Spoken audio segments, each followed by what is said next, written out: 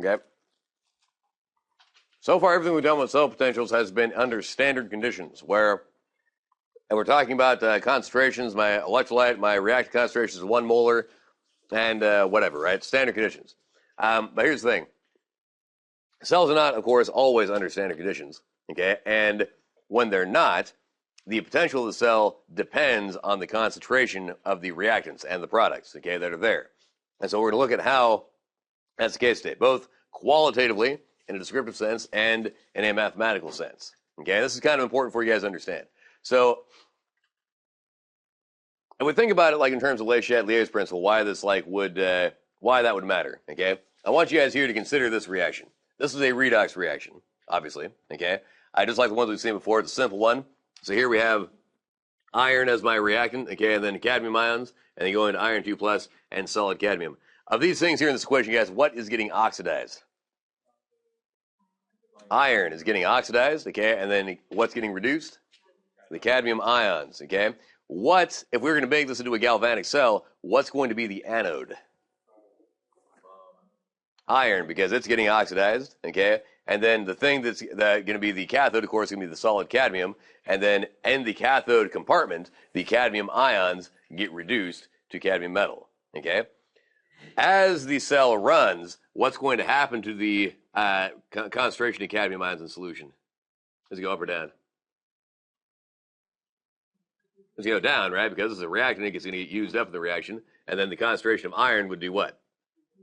It increases, right? Now, as these concentrations change, the potential is also going to change, okay?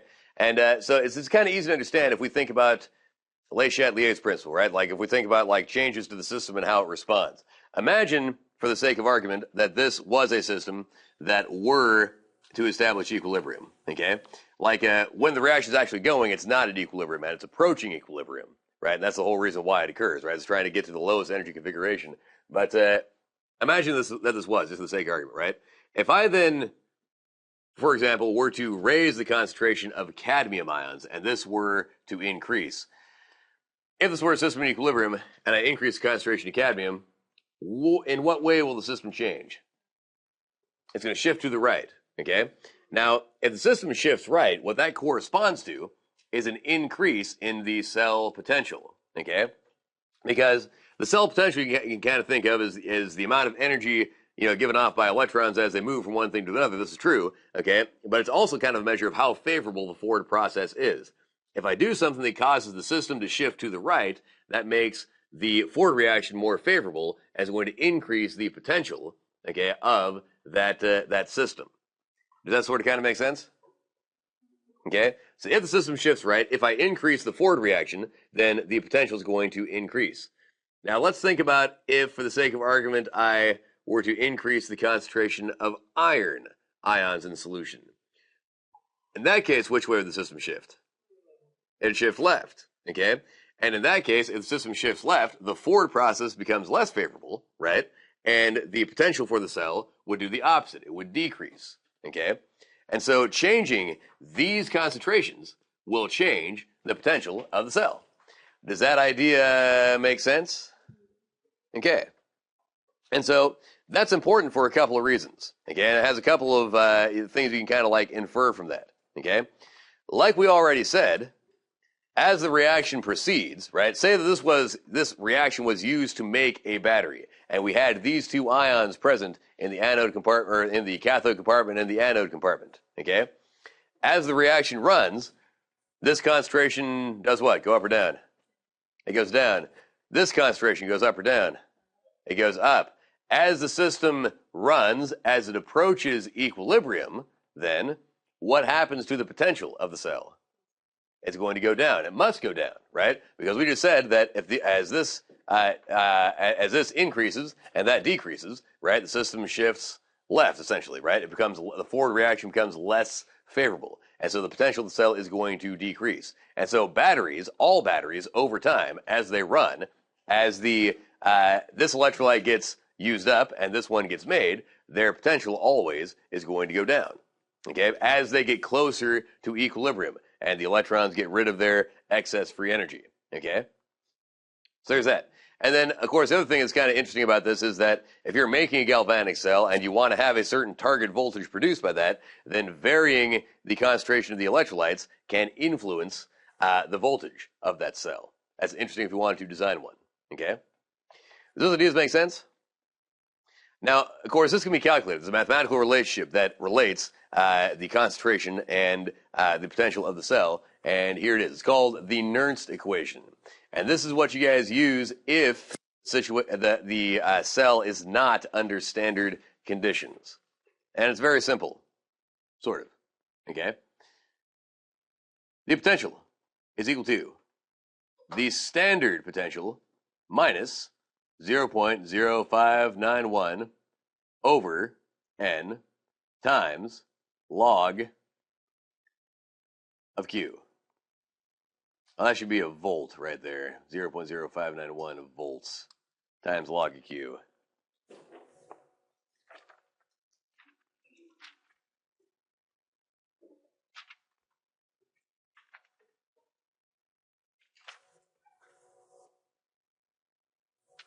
Yeah. Okay. Now, we probably want to say what these things are, okay? This thing right here represents my non-standard potential, or potential under non-standard conditions. This represents what? Standard potential, okay? And here represents a number of something. What do you think it represents? Moles of electrons, okay? And then, what is Q?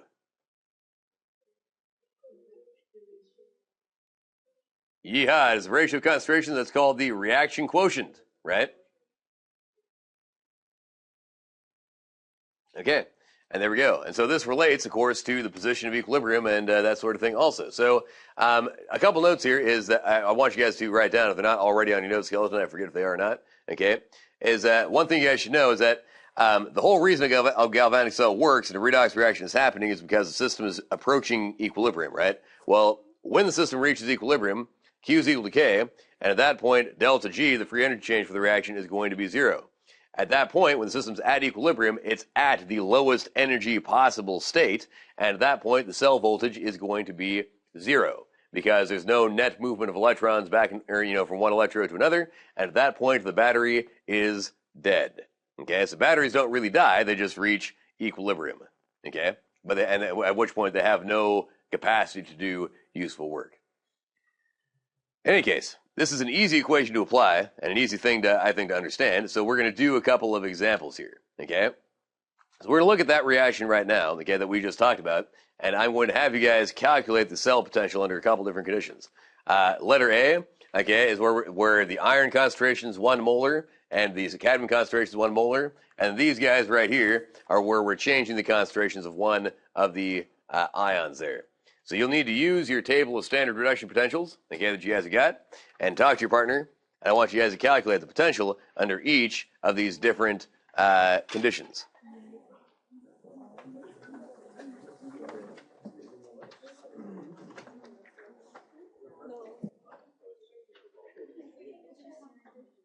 And AP Chemistry, Lindsey Bruns.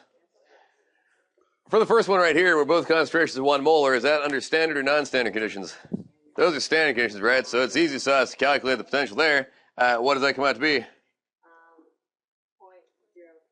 0.04 volts. Is that a very high voltage? No, it is not. Yes. What role does pressure play? That is a good question. So you can also have a cell that is under non-standard conditions where you have like a pressure greater than 1 atmosphere of a gaseous reactant or less than 1 atmosphere of a gaseous reactant. That is uncommonly seen. Right. Well, it is as part of Q, right? So Q can be in pressures or it can be in concentrations also. Yeah. Okay. So there we go. That is correct. That is the correct correct standard potential rather for the reaction because both concentrations are 1 molar. Princess, if I call on you for this second one right here, is that guy under standard conditions? No. And so you have to calculate the potential for this cell using the Nernst equation, which is the potential is equal to standard potential minus 0.0591 volts divided by n times log of Q. Okay. Princess, for each of these reactions, how do I calculate the value of Q? We basically multiply the concentration of E and C Would you multiply them together? Okay, that is actually not. That is not how to calculate the reaction quotient. Robert M10, how do you calculate the reaction quotient for these reactions?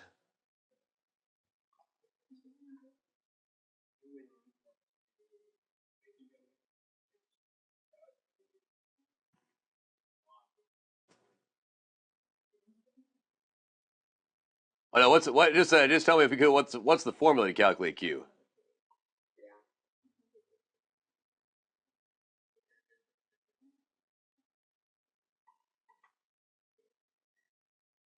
Oh no, that's correct. I'm just talking generally here. Let me call here on somebody else. How about Olivia? What is the general way for this reaction? If I want to calculate a value of Q, how would I do that?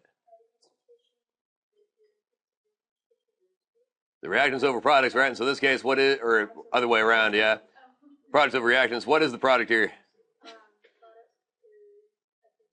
Fe2 plus, right? And of course, we don't include the cadmium because it is a solid. And then on the bottom, we're going to have the concentration of a cadmium, which is a 2 plus. And so if we look here at part B, I'll call another victim, okay? Michaela Montes is not here. Jackson Failer's not here. Kaylee Byers.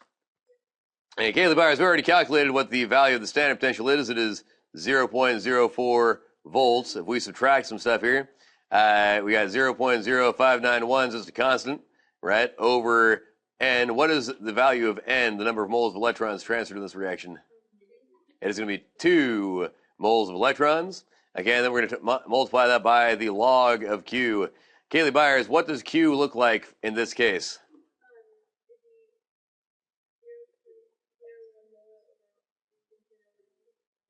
Over 1.0. Okay, that's going to be the value of Q. And then if you go through and we calculate the value here of the voltage using that formula, Meng Lo, what do you get for the voltage? 0.0991 volts or something like that. And that is correcto. Now, ladies and gentlemen, I want to point something out here really quick about this. Okay? If you compare this voltage to what we got in part A, the standard voltage, what do you notice? This is higher. Okay? If I reduce the iron concentration and leave the cadmium concentration the same, okay, so in that case we have a considerably higher reactant concentration than product. That causes the voltage to increase. The reason being, you kind of figure, is that under these conditions the system is farther away from equilibrium, and therefore there's a greater driving force for electrons to transfer from the iron electrode to the cadmium ions. Okay, and there we go. So it has a greater voltage there. Make sense? Eric Wang, for letter C, did you guys get the potential for that one?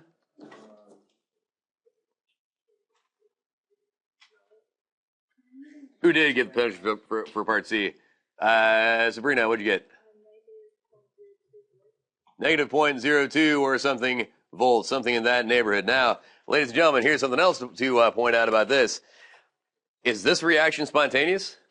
No. So here in part C, where I've changed its concentrations the other way around, where my cadmium concentration is really low, the iron's really high, that reaction is no longer spontaneous. It's not going to happen. What will happen? The reverse process, right? So it's not going to go this way. It's going to go the other way under these conditions. If these are my concentrations of my reactive products, then what's going to happen is cadmium will be oxidized and the iron ions will be reduced and plated onto that electrode. So that will switch the direction of electron flow for this reaction. Well, no. So because then this would be spontaneous. When you recharge a battery, okay, what you actually do is instead of a spontaneous reaction supplying potential, right? Then you're either plugging batteries into the wall and you're applying a voltage, or your alternator in your car is applying a voltage or something, and it forces electrons to go against the direction of natural flow. It's not spontaneous, so you're forcing a non-spontaneous reaction to happen when you recharge a battery. Yeah. Make sense, guys? Pretty cool beans. Okay, let me show you guys an application, okay, of this.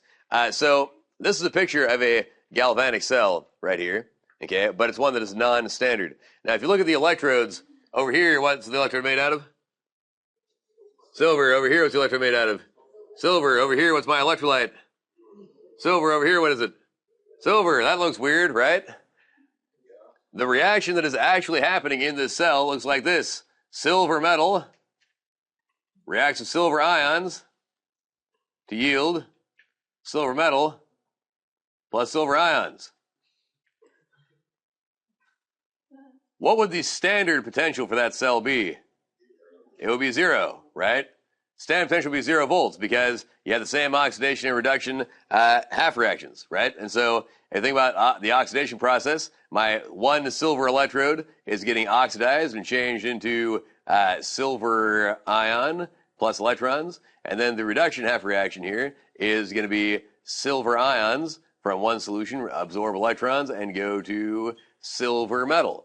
Now, under standard conditions, this would not yield any potential. There would be no electron flow at all because there's no reason to. But this is not under standard conditions. So you guys can see here in the left-hand compartment, the anode, I have a silver ion concentration of 0.1 molar. On the other side, I have a silver concentration of 1 molar. So this system right here is not at equilibrium, and it wants to get to equilibrium. And so because of that, there is going to be a net transfer of electrons. This electrode here gets oxidized. As it does that, it produces electrons. Electrons flow through the wire over to here, okay, where they're used to reduce silver ions out of this solution. As the reaction proceeds, what happens to the molarity of silver ions in that solution? It's going to go down as they plate onto the silver anode. In the left-hand compartment, what happens to the concentration of these ions as the system runs? It's going to increase, okay? And the reaction is going to proceed until these two concentrations are equal to each other, okay? We could calculate, if we wanted to, the potential for that reaction, right? Okay? Using the Nernst equation, the potential is equal to the standard potential minus 0.0591 volts over N times log of Q, okay? Where in this case, Q is calculated by taking the concentration of silver ions over the concentration of silver ions. But from the different portions of the thing, right? So we got to kind of think about it. In this side of the equation, right, on my reaction side, we have silver ions, right? We got to think, which silver ions are these? Are they the ones in the right-hand compartment, the cathode, or the anode?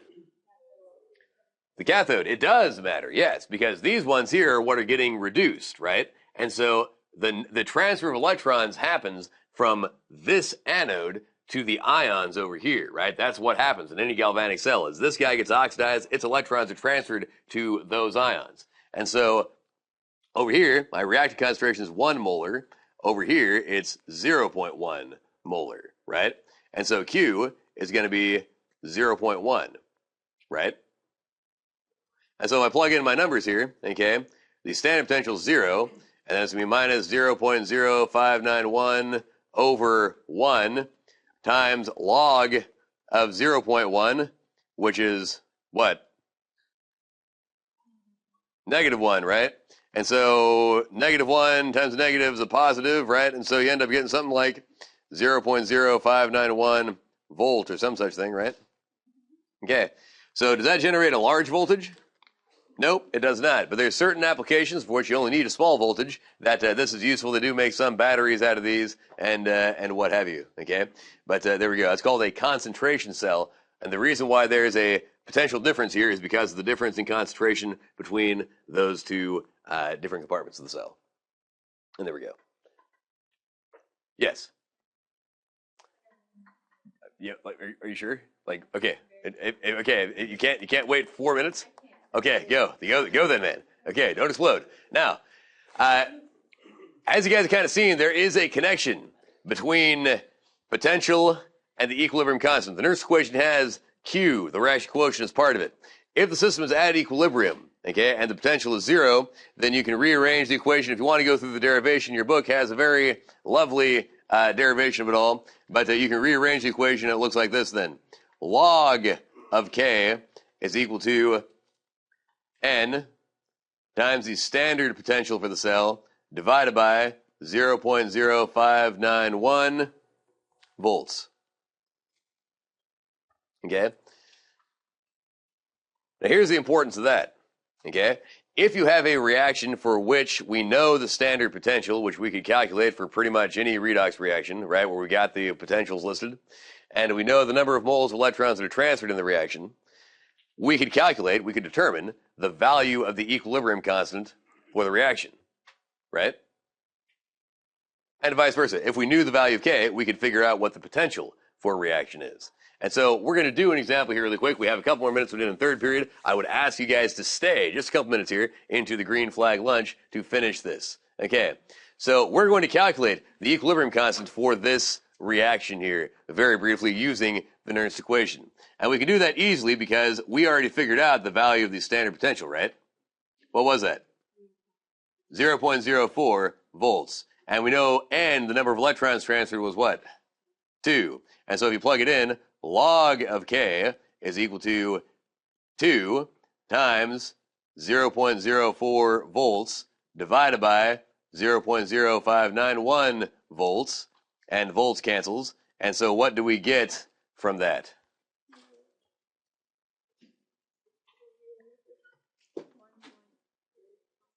$1.35? You don't know? Something like that? Let me look at my paper. 0.245? What? 0.08 divided by, no, that looks about right. Okay. Now here's the thing, guys. That's the value of log of K. Log of K is equal to 1.35. And so if we want to get the value of K, it's going to be 10 raised to the 1.35 power, right? And so what do you get if you do that? What? 22.3? 22.4. Okay, whatever. Okay. Something like that. I would accept that, Ryan Lee. Okay. Simple. Easy sauce, right? Okay. Now, here's a good review question for you. For that same reaction, where we have the reaction of iron and cadmium 2 plus, right, to give cadmium metal and iron 2 plus. If we know the value of K, here's the question. What are the equilibrium concentrations of those two ions in solution? Could you guys figure that out? Yes, you could. What would we do? We'd make an ice table. Whatever, okay, we'd make an ice table, or whatever you prefer to call it, where that's 1 molar to start with, and this guy right here is 1 molar to start with, okay? And we don't care about this, right, because that's a solid, and we don't care about that because that's a solid. Okay, now here is the point here, guys. We already saw the equilibrium constant, okay, is 22.4. What? Oh, whatever. Okay. It is, come on. I mean, what? It's hard to talk and think at the same time, man. It's hard. This is difficult stuff. Okay. So that's 1 molar, okay? Now, just a second. This is going to be cool. Okay. Now, just a second. Yes. Okay. The value of K you guys calculated is what? 22.4. Which way will this system shift in order to establish equilibrium? It's going to shift right. How do you know? Because Q is less than K. And so here it's going to shift right, which means this is going to go down by X, and this is going to go up by X right there. And so at equilibrium we have 1 minus X, and it's going to be 1 plus X. And then if you wanted to find the equilibrium concentrations, you'd have to set up the K expression. K is going to be equal to, in this case, the concentration of iron ions at equilibrium over the concentration of cadmium ions at equilibrium, and that's equal to 22.4. If you plug in your stuff, right, on the top, you're going to have 1 plus X over 1 minus X, and you'd have to go through and solve for X. Can you ignore X? No, you cannot ignore X. And if you go through and solve for it, I will just tell you what you get. Okay, you get that X is equal to something like 0.9 molar. If we add it over here, right, over to the iron, at equilibrium, the concentration would be something like 1.9 molar, right? And over here, it would be something like 0.1 molar, and there we go. Ladies and gentlemen, have yourselves a nice night. Do assignment 3 for homework tonight. It is due tomorrow. Tomorrow we're going to talk about electrolysis, and that's a big deal. People, well, no, never mind. Everybody from fourth period will be here.